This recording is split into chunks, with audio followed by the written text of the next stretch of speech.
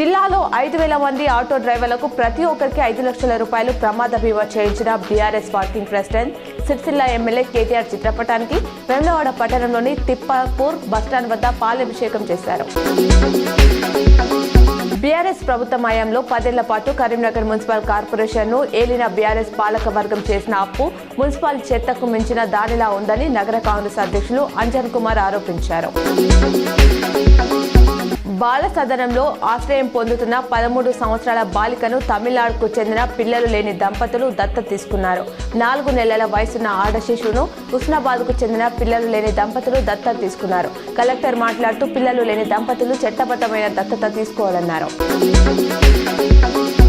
మహిళలు, పిల్లలు, వికలాంగులు, వయోవృద్ధుల శాఖ ఆధ్వర్యంలో దివ్యాంగుల జిల్లా స్థాయి ఆటల పోటీలు కరీంనగర్లో అటాసంగా ప్రారంభమయ్యాయి. డాక్టర్ బిఆర్ అంబేద్కర్ స్టేడియంలో పోటీలను జిల్లా కలెక్టర్ పమ్మెల సత్పతి ప్రారంభించారు. గెలుపొందిన వారికి మెడల్స్ అందజేశారు.